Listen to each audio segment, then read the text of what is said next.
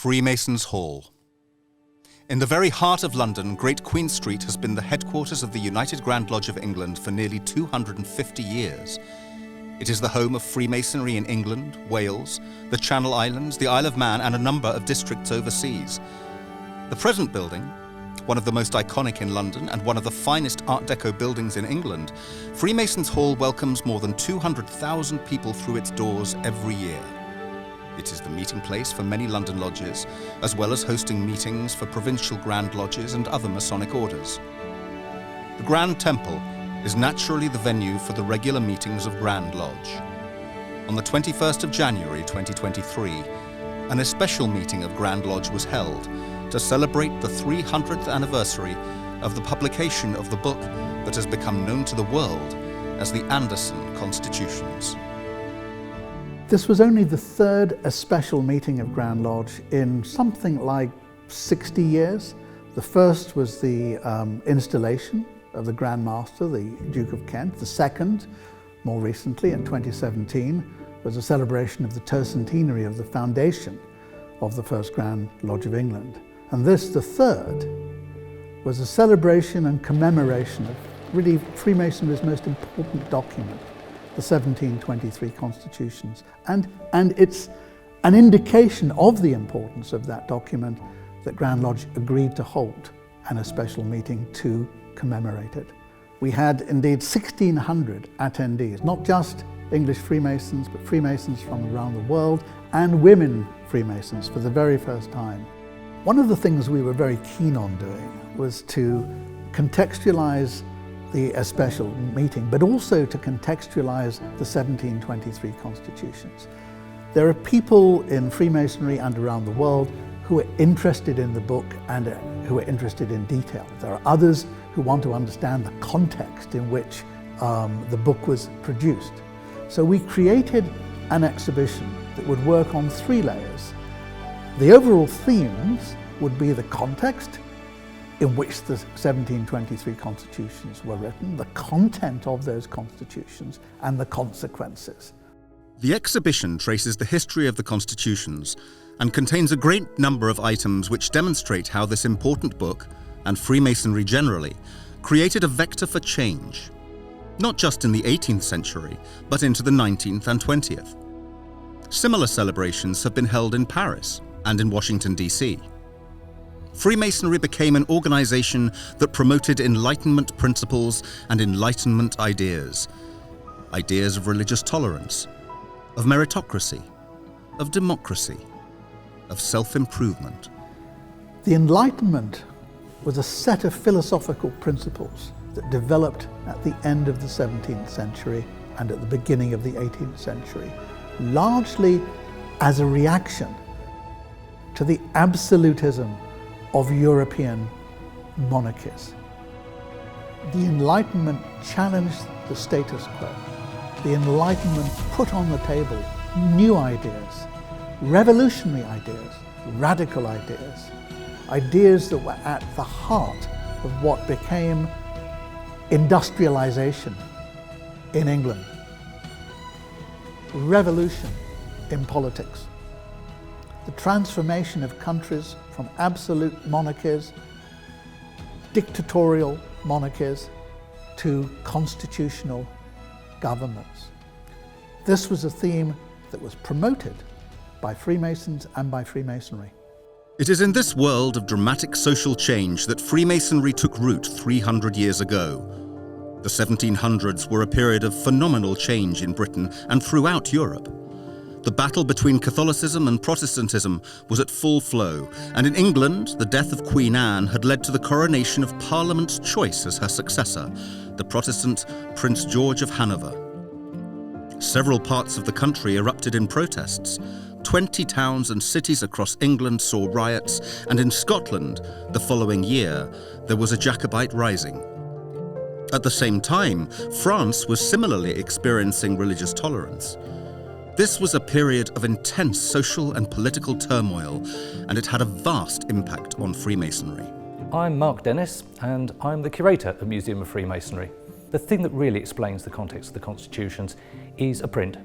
It was done in France of King James III. Now, historians among you will realise there never was a King James III. He was the Jacobite king that never took the throne.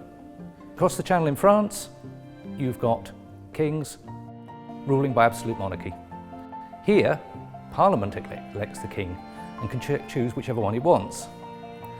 Very different world, very free world. You have Huguenot émigrés coming across, becoming involved in the arts and the sciences. And it's in this melting pot of a dangerous London, opposed by the Jacobites, that's the world in which Freemasonry is born. Without that conflict, perhaps it would never have happened. The old charges had been around for centuries, but in the context of a new, enlightened world, they were simply no longer fit for purpose. They represented an old world, which gave deference to a divinely appointed monarch and submitted to the all-powerful church, both of which were coming to be seen as dictatorial and autocratic. For Freemasonry to thrive, a new set of constitutions was not only desirable, it was vital.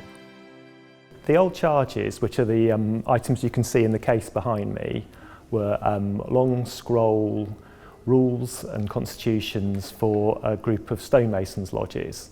They're much older than the Book of Constitutions. The oldest one dates from the 15th century, and then there's ones that go right up to the 17th century, and they're aimed at a group of stonemasons. They usually consist of a prayer, a legendary history of the stonemason's craft, plus a set of rules for a lodge of stonemasons. There's lots of parts of the old charges in the new Book of Constitution, so obviously some of the rules remain, especially to do with behaviour within lodges, but also a lot of the legendary history that Anderson put into the constitutions was taken from these old charges. One of the big challenges, because of the early date 1723, was to find things that were actually around in 1723. And in a case at the start of the exhibition, we have two very remarkable books, editions of the constitutions, one owned by the Duke of Montagu, the first noble Grand Master, and the other by the Duke of Richmond, complete with a handwritten dedication by the author of the book, Anderson himself. You can't get closer to the men and the moment. Understandably, due to their age and value, many of the items in the exhibition have very specific conservation and care needs. So when we are picking items for the displays, we have to take lots of things into consideration. One thing in particular which is very, very important is light.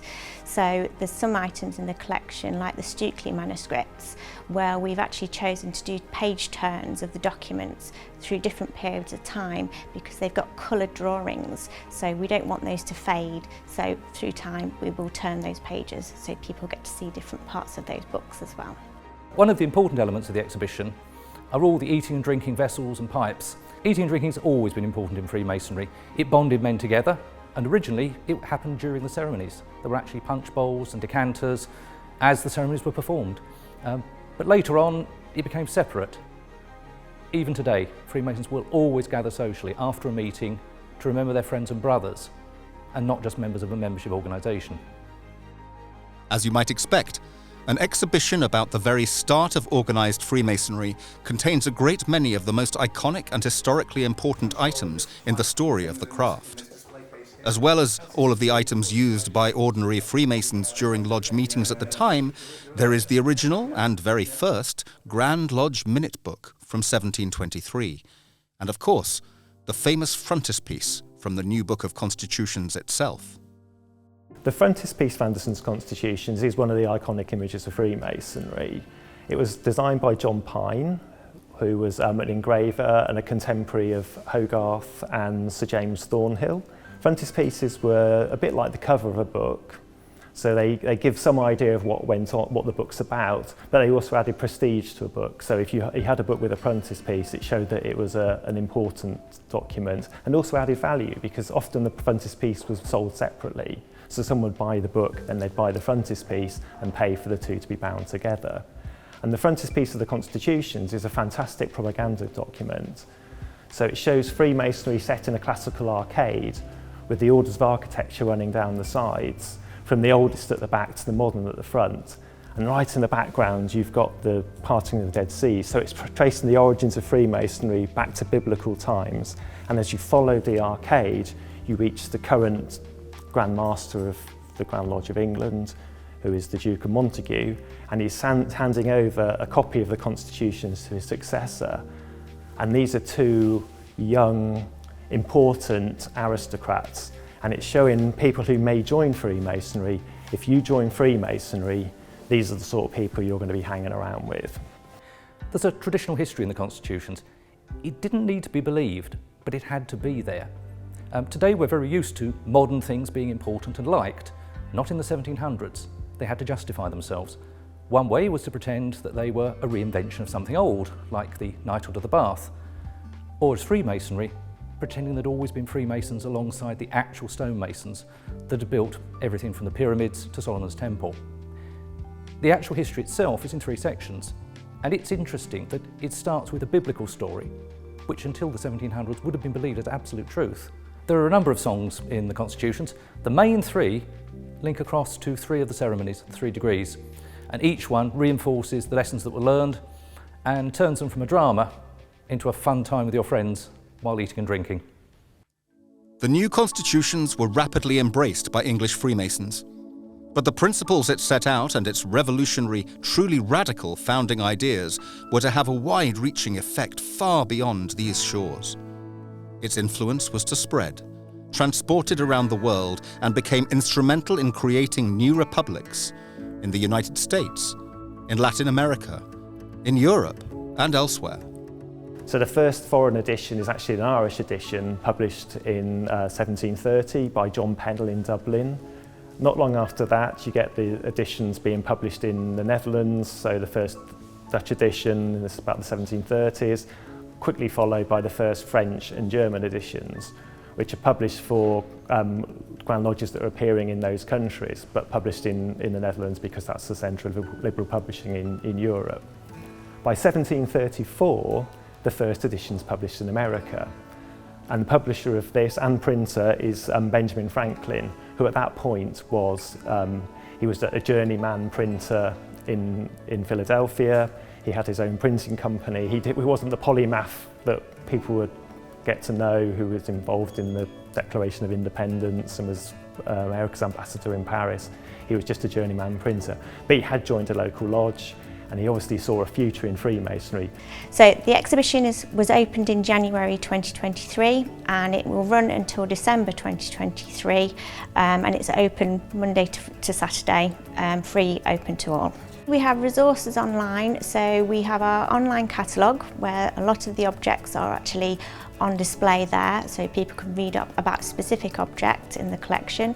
There is also a website dedicated to this called 1723 Constitutions, which everybody is welcome to visit as well. So yeah, there's lots of material, and you can look at it through the United Grand Lodge of England website as well. The special meeting was divided into 3 components. I opened the meeting with a brief introduction to a film called Inventing the Future, looking in a relatively light-hearted way at how the constitutions may have been written by the 3 key individuals involved: Jean Theophilus Desaguliers, George Payne, and James Anderson. The 3rd section of the special meeting was a talk, indeed the Prestonian lecture for 2023, by Akram Elias, a past Grand Master of the Grand Lodge of Washington, D.C. This year's Prestonian lecture is on the 1723 constitutions of the Freemasons and how they impacted the founding of the United States of America. You see, those constitutions, in my mind, were one of the most precious gifts that England has given to human civilization. They traveled around the world wherever the British went, and they've impacted, through the establishment of Masonic lodges, societies around the world in different ways. In America, what was unique about it is that it was really at the core of the founding of the United States. And as George Washington said, America is a great experiment. Well, Freemasonry and those constitutions provided the ecosystem that would sustain the great experiment. So when we speak about the great experiment, the founding fathers of the United States, many of whom, especially prominent ones, were Freemasons. Of course, they include people like, George Washington, Benjamin Franklin, most probably James Madison, whom we call the father of the U.S. Constitution, George Mason, who wrote the Bill of Rights for the state of Virginia, which became the foundation for the United States Bill of Rights. That is the first 10 amendments to the Constitution. Many of the founding fathers of the United States were Freemasons. But at the core of the great experiment is the following. Government is not an entity that solves the problems of the people. Government is more of a system engineering machine for the people to use to solve their own problems. So the great experiment really is focused on, it's a leap of faith in a way that the founders did, is that the people and future generations of Americans would constantly seek to improve their human condition using government as a partner rather than a ruler. So Benjamin Franklin, who was Grand Master of Philadelphia, printed in 1734 the 1723 constitutions of the Freemasons, and along with his publishing partner, they spread them throughout the colonies for the purpose of enabling people in the colonies, in every town, to establish Masonic lodges and learn through the lodge, under those constitutions, three fundamental things. Number one, the art of self-governance. How can they govern themselves by themselves, elect their own leaders under their own constitutions, blah, blah, blah. Second, religious tolerance. So people who otherwise would be separated from one another could, because of religious belief, would learn how to respect one another and work together, not coexist. They're builders. They're working together in the governance of the lodge. So religious tolerance. Third, very important, the concept of meritocracy. And the constitutions basically established an order of governance wherein a person would be elected to a position of governance, not based on their social status outside, but on their hard work. Which brings me to the last point, and that is the purpose of the lodge is to produce individuals who will be free builders. So you improve yourself by seeking knowledge. You compete with yourself, not with others, to constantly improve yourself. And the main focus was on the seven liberal arts and sciences through the acquisition of knowledge, enlightened knowledge, and the assistance of the grand architect of the universe.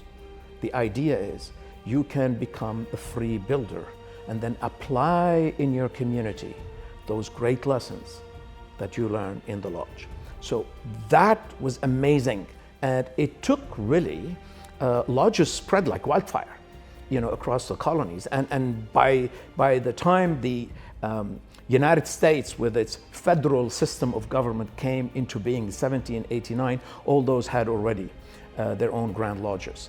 The 1723 constitutions provided not only the structure to create an ecosystem of a Masonic lodge that would help people learn how to govern themselves with religious tolerance, seeking self-improvement based on meritocracy, but it also highlighted some key principles that have influenced the founding documents, of the United States. For example, if we look at the Declaration of Independence of the United States, which was influenced really by by the Bill of Rights of the state of Virginia, drafted by George Mason, the concept of inalienable rights that are given by the grand architect of the universe. See, the constitutions of 1723 highlighted the importance of religious tolerance, that while people may have their own distinct religions and beliefs, what brings us together is the one religion in which we all believe, and that is why we refer to the centrality of the grand architect. And as Benjamin Franklin said, those rights are not, and that freedom, that concept of freedom as a Freemason, we're no longer talking about free like in the Middle Ages. We're talking here speculative Masonry. That is, we're talking about the concept of freedom as an individual. So that concept of freedom was a gift of God and nature, not given to us by other men. Therefore, untouchable. And that is why Article 1 of the Bill of Rights of the Constitution, attached to the Constitution of the United States, in other words, the First Amendment to the Constitution, does not say that citizens have the right to freedom of speech and freedom of the press. It says, Congress shall make no law. No law can be made according to the United States Constitution. No law can be made by any government in the United States. Not local government, not state government, and not the US government. That would limit or eliminate any of 5 natural rights, which came straight from the fundamental teaching of Freemasonry. Why do I say that? Because under the constitutions, the idea is that men could come together of their own free will and accord and create an association, govern themselves under a set of constitutions inspired by providence, guaranteed certain freedoms in order to do that. And religious tolerance was fundamental. So yes, the other aspect, fundamental, is the pursuit of happiness.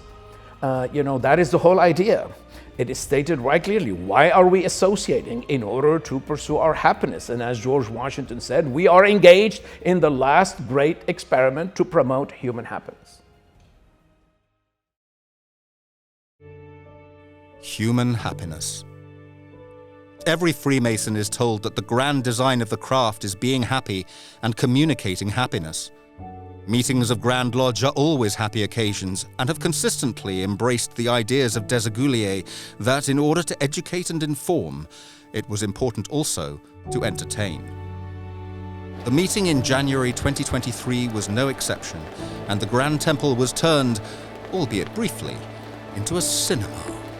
The main component of the special meeting is a film. Educational and, we hope, entertaining. We're going to take you back 300 years and introduce you to the 3 gentlemen who wrote the 1723 constitutions. We weren't there at the time. We don't know for certain what happened, but we're going to make a stab.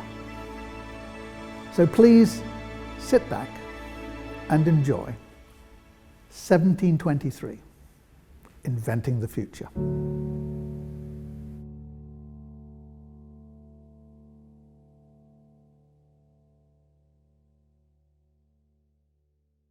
In the beginning, God created the heaven and the earth was without form and void, and darkness was upon the face of the deep, and the Spirit of God moved upon the face of the waters.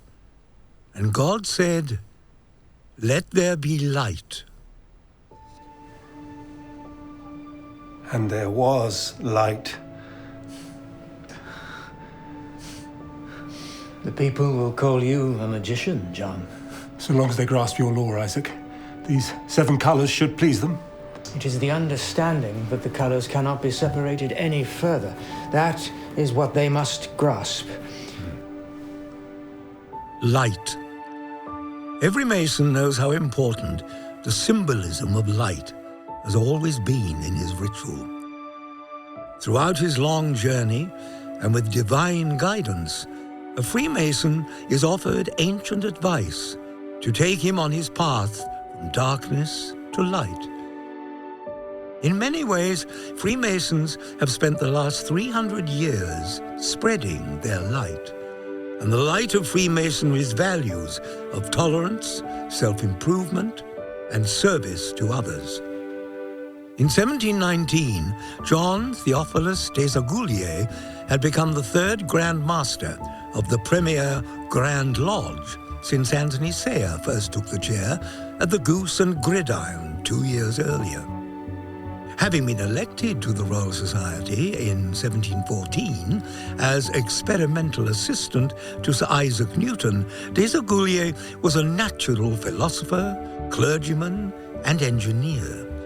He popularized Newtonian theories and their practical applications in lectures, many of which were given in lodge meetings.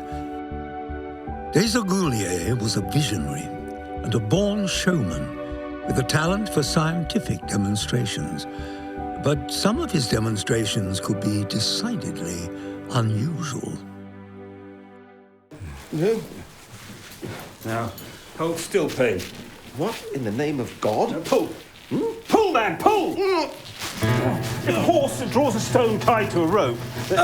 I, Desaguliers, am not a horse. I wonder whether a real horse might be better suited. Imagine the roar of its breath as it drags the unyielding stone. Do you have a horse? Yeah, about my person, no. We must make do with what we have. Can we talk of the matter in hand? Giddy up, old boy! Come on, put your back into it.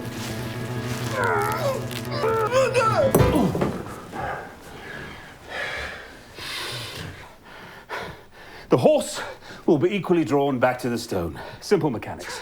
Force. Leverage. Fascinating. London in 1719 is a city of splendor and squalor, and over 500,000 souls. It has just overtaken Paris to become the largest city in Europe, and is considered to represent the best that the world has to offer. Around 1/10 of the population are, like Desaguliers, French Huguenots, who have sought sanctuary in Protestant England, fleeing years of persecution in Catholic France. A Catholic France that had given status and succor to James Francis Edward Stuart, the son of James II and the pretender to the British throne. England may have bloodied the nose of the Jacobite rising, but that did not end the influence of the pretender to the crown. A crown worn since 1714 by George I, placed on the throne via the Act of Succession, a Protestant, preferred by Parliament, and a pragmatic and rational choice for the politically dominant Whigs, bent on cementing constitutional government, not absolutism. Rational, maybe, but not wholly popular. Even in this enlightened city, his accession met with protests and riots. The threat of disorder, of rebellion, of a retreat to the past was real and present. It is in this context that the light of Freemasonry offers a beacon of hope and sanctuary, not just for the present, but for the future too. Freemasonry is the embodiment of new and exciting Enlightenment ideas that are building traction across Britain and Europe. Freemasons are seeking new insight to shape purpose, growing an understanding of the intricate workings of this world, and offering a constant discipline and devotion in pursuit of one shared goal: to make it good. Of course, Freemasonry was not new. Medieval stonemasons had met in lodges where they drew moral lessons from the tools of their craft. Their legends recall that the art of masonry was first taught by Euclid, and that in England, 100 years before the time of William the Conqueror, a great assembly of masons met at York under Prince Edwin, where they drew up a historic code for the guidance of the craft. This code, the ancient charges, had remained largely unchanged for centuries, but they were of a different time. They represented an old world where the established Catholic Church was all-powerful, and the right of a divinely appointed monarch to rule with absolute power was unquestioned. With the formation of the Premier Grand Lodge in 1717, the founding fathers of Freemasonry saw and embraced an incredible opportunity, not just to rewrite the charges, but to create a traditional history of the craft, as well as to set out the parameters, regulations, by which the order would be governed. Desaguliers, George Payne, and the Reverend James Anderson, all senior members of the Horn Tavern Lodge, met in the upstairs room at the Goose and Gridiron Public House to discuss what these new constitutions might contain. Desaguliers' motivation was more personal than that of either Payne or Anderson. His family had suffered persecution in their native France and had been forced into exile. Our principle here, that of tolerance, touches me materially. We all agree with the sentiment of religious toleration. We know you have suffered, but toleration is hard to enshrine in the charges, and we must respect tradition. We must find a way. So you do miss France, then? Miss the cheese. And do you miss... what is that hideous thing you Scots call a delicacy? I guess. Not greatly, no. I rather like it here in London. Not that you were driven out by force, were you, Anderson? Or your financial choices? The South Sea Company was promised to everyone as something life-changing. Was. For those unfortunate souls being sold to fund it. I believe the propaganda. I should have done my due diligence before parting with money and morals. Pray God will forgive my stupidity. Truth. You were fooled, Anderson, by the so-called ruling classes. Wisdom is not bred. It is learnt. Education, merit. Ignorance, intolerance, greed, all enemies of mankind. We are surrounded by closed-minded, witless fools. Improving personal behavior.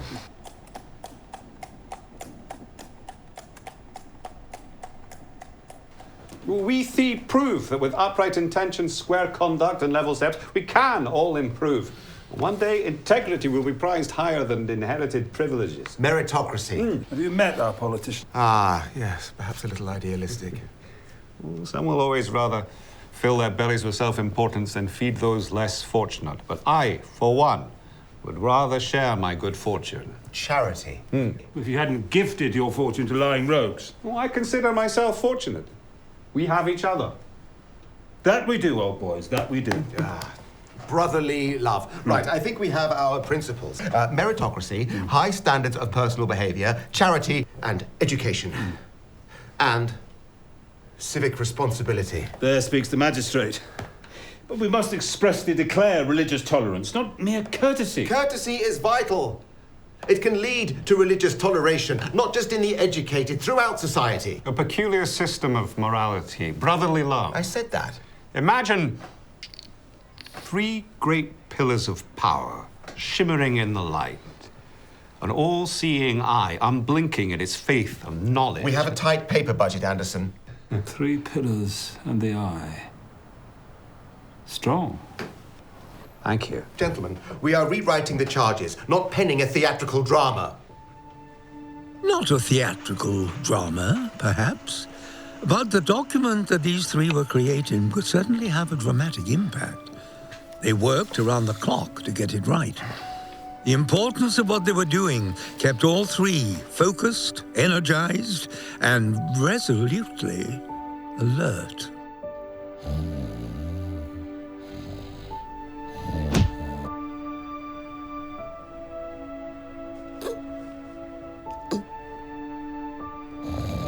As the work continued and the new constitutions began to take shape, it became clear that each had different skills that they could bring to the project. Anderson, you are the expert on the Old Testament. You will write our traditional history. I have so many wonderful images, not just the pillars. I see a checkered floor, Jacob's ladder, the sun and moon. We can always edit. The religious toleration clause can be added later, if respecting tradition. Take this down. Though in ancient times, Masons were charged in every country to be of the religion of that country or nation. Ancient times? Yes. respecting traditions and earlier times. But 'tis now thought more necessary. No, not necessary. Expedient. Agreed. Expedient only to oblige them to that religion in which we all agree.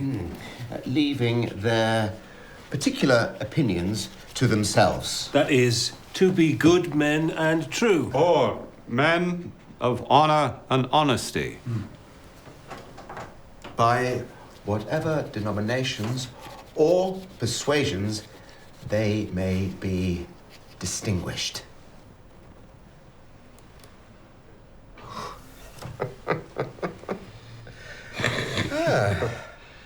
So now I am left with the regulations. Well, no one else has such a flair for subscriptions and dues. Brotherly love, relief, and truth, the three grand principles on which the order is founded. Brotherly love, a welcome to all people under heaven. Relief, a dedication to charitable work and the relief of distress or suffering more generally. And truth, a daily search for moral advancement, were to form the core of their work as our three brethren worked tirelessly to compile the new constitutions. This was to be a truly radical document and would also focus on meritocracy and aspiration at a time when birth and wealth normally determine success. But perhaps most radical of all would be the key principle of religious tolerance. This was little short of revolutionary in a world that was characterized by religious conflict. The battle between Catholic and Protestant had led to the death of hundreds of thousands in Europe. Persecution because of religious belief was not only endemic, but was accepted as commonplace. Freemasonry would change all of that, offering a beacon of hope to the oppressed. If we speak of politics or religion, it is to find that which unites rather than divides us. The Grand Lodge is the United Lodge. Its grandeur lies not in its vanities, but in its vision. The new charges that Desaguliers was to write, the principles to which all Freemasons were expected to adhere, represented a sweeping change that was years ahead of its time, replacing the ancient Trinitarian Christian belief that had always been at the heart of Freemasonry, with an obligation to that religion in which all men agree. Some may call it faith, but if it is faith in the tools and the craft we have to wield. Faith in each other. Faith in our reason and rational self-government. In the infinite capacity of man, yes, perhaps to dream in God's image, but to make it manifest on earth. It is belief. It is science. It is enlightenment. George Payne, ever the magistrate, who served reason and philosophy through his labor and effort, would compile general regulations detailing the administration of Grand Lodge and all the Masonic lodges under its umbrella. And James Anderson, the visionary writer, would create and set down a comprehensive traditional history of the craft. He looked to the future by inventing the past. For a society in which tradition was of utmost importance, this was vital, to place the craft in a historical context and give the new Grand Lodge legitimacy. Masonic songs and music would also be included. Music was the kernel of social life at all levels. It reinforced camaraderie and tradition, and lodge meetings would resonate with the sound of communal singing. These were men who sought ways to bring together, to connect. The brethren in the lodges of this city and later the world coming together in common purpose to unite as the Grand Lodge. We three have forged this as none could alone. It is indeed a miracle. Cementing our new constitution while preserving the principles of the past, but taking out forever all undue deference to a divinely appointed monarch and the Trinitarian religion.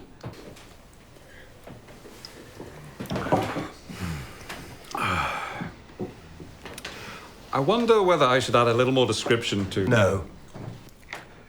What about adding more lines to the initiation ceremony? Do we have enough oaths? We don't wish to alienate those without time or mind to memorize verbose rituals. Although, it might weed out those that lack commitment. I've been thinking. Genius does not rest.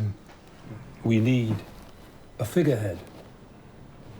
Someone of noble status that can vouch for our legitimacy, our craft. Someone who can encourage others to join us and build our brotherhood. Are you suggesting that a man of God, a man of science, and a magistrate of the highest standing lack legitimacy? No, not at all. But for the people. We need a man who others, whatever their background, whatever their position, will respect. A man who can, through his skill as an orator and his standing within society, become a magnet. A man who will defend our craft from the most vehement of doubters. A man liked and admired by all. You? How kind of you to think that I'm worthy. I will endeavour to... I know just the man. John, Duke of Montague, was an inspired choice. A keen Freemason, in 1721, the Duke became the first nobleman to hold the office of Grand Master, and his installation marked a turning point in Freemasonry. Of course, the order itself had equality at its very heart. It sought to measure the merit of a man on its own terms, by the bonds of fellowship formed within the lodge, not by birthright or lineage. To be master within the lodge conferred no greatness in the outside world. But wider society had not yet embraced this radical concept, and for the new Grand Lodge to flourish, it needed the social credibility that came with the fairy dust of privilege and rank. Montague's leadership demonstrated that Freemasonry was socially attractive and intellectually and politically acceptable, and that it could be fun. It was a testament to his prestige and reputation that a significant number of other aristocrats and learned scholars followed his example. Many hundreds and then thousands followed. Before 1721, the annual Masonic Grand Feast had taken place in taverns. But with Montague at the head of the order, the installation and Grand Feast was moved from the Goose and Gridiron to Stationers' Hall to accommodate the several hundred who wished to attend. Montague's installation marked a turning point in Freemasonry's public profile and underpinned its ability to attract a broad, aspirational membership. It cemented Grand Lodge's authority over the growing number of Masonic lodges in London and provincial England, as the order took its first steps towards a world where even the mighty might recognize the value of the craft, the integrity of its aspirations, and the rational virtue of esteeming reason rather than rank.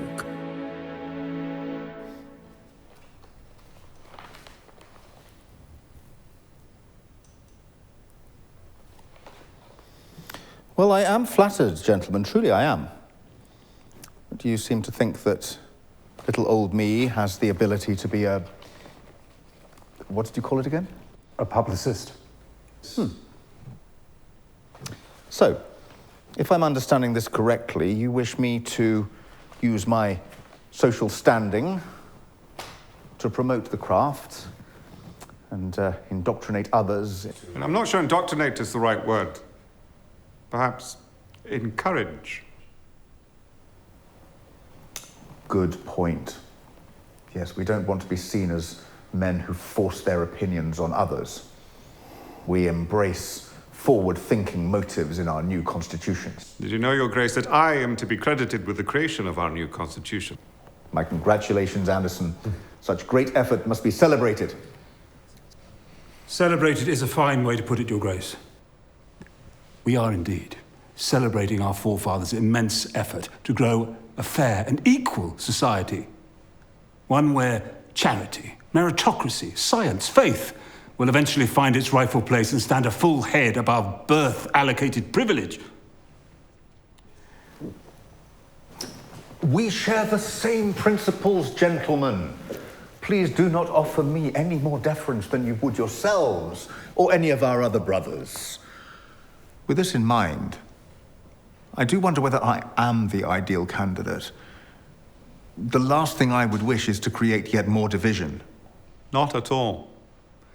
You will be the buffer between classes, the glue that bonds the rich to the poor, the cement between the stones, the star that draws all men to its light, the physician that heals the wounds of the afflicted. Is he always like this? Yes. Let's be honest. We're a bit short on nobility. Our ideals must offer succor to both rich and poor, to the titled and layperson. Aha. So, I am to use my status and renown to encourage our brothers and potential brothers to support our Grand Lodge, its guiding principles, brotherly love, and all the cognac that goes with both. Something like that, yeah. Wait. Listen to this. I shall be a celebrate-tee. I fear I should warn you of the inevitable reprisals from religious authorities. I have received some recently, and the only advice I can give is not to read them. And there are some who will think of you as a non-conformist, and therefore a threat to society. Monarchs themselves will swap the scepter for the trowel. That's the spirit. Yes, it's a good phrase, that. One last question. What is a trowel? It's like a spade, only smaller. Oh, for digging? Yes, Your Grace. I won't be expected to do manual work. I think those days are gone. We could arrange for you to be seen using a chisel, perhaps? I think a common gavel might be safer.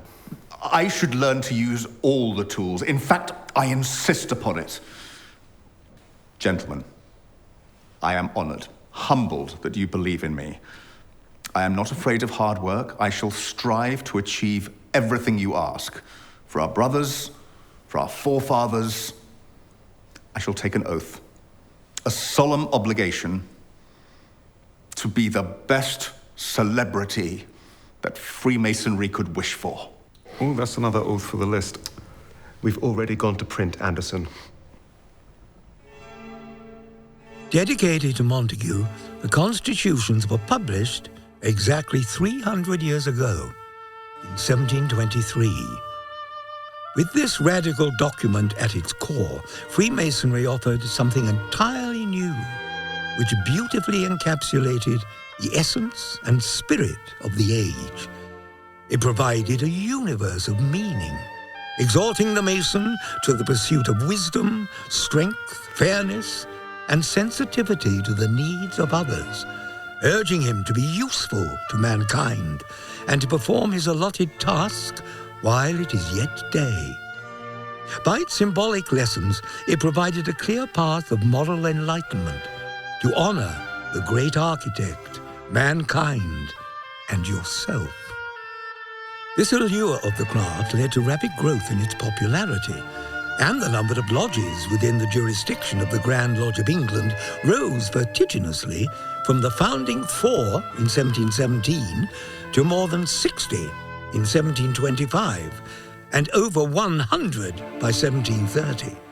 It fast became the most prominent of Britain's many fraternal organizations, capturing the imagination of men from all walks of life and from all parts of the country. It is through the prism of this document that Masonic light has been refracted and spread to the 7 continents of the world.